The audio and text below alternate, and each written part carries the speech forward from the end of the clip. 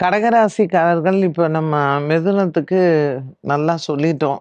So கடகத்துக்கு எதிர்பார்த்துட்டு இருப்பாங்க.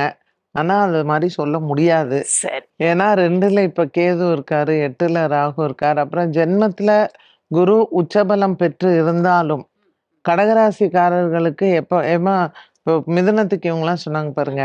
உழைச்சு, உழைச்சு, உழைச்சு அவா எதுவுமே அனுபவிக்கணும். இப்போ குரு வந்து ஜென்மத்துக்கு வரும்போது, இவங்களால மத்தவங்களுக்கு நல்லது நடக்குமே தவிர, இவங்க அத அனுபவிக்கிறது கொஞ்சம் சுமார் தான். சரி. அப்புறமும் இவங்களுக்கு கூடவே கேது வந்துருவாரு. அப்ப 7ஆம் இடத்துல ராகு இருப்பார்.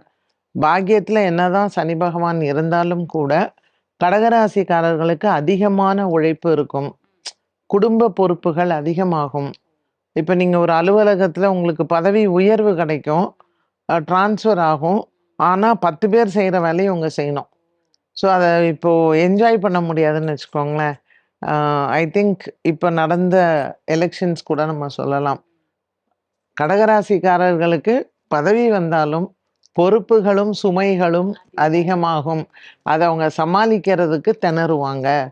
அது கஷ்டப்பட்டு தான் இவங்க பண்ணணும். அது வீட்டு வேலையா இருக்கலாம், ஆஃபீஸ் வேலையா இருக்கலாம், அரசாங்க உத்தியோகமா இருக்கலாம். எதுவாக இருந்தாலும். ஸோ நீங்க உங்க உடல் ஆரோக்கியத்தில் கவனமா இருக்கணும். ஸ்ட்ரெஸ் லெவல் அதிகமாகும். புதுசா கல்யாணம் பண்ணிப்பாங்க. ஸோ ஒரு ஒரு வீட்டுக்கு போகும்போது அந்த பொறுப்புகள். அதனால கடகராசிக்காரர்களுக்கு டூ நெயில் இட் ரெஸ்பான்சிபிலிட்டி நெறைய வரும். ஸோ அவங்களுக்கு பொறுமை, நிதானம் அதிகம் தேவை. அவசரப்பட்டு ஒரு முடிவு எடுக்கிறதோ, இல்ல இந்த பழிய மத்தவங்க மேல போடுறதோ அப்படிங்கிறது இல்லாம, இந்த காலகட்டம் நான் இப்படிதான் இருக்கணும்னு ஒரு தவ வாழ்க்கை மாரி வாழ்ந்துகிட்டாங்க அப்படின்னு சொன்னா, கடகராசிக்காரர்களுக்கு இந்த குரு பெயர்ச்சி will be a cake walk.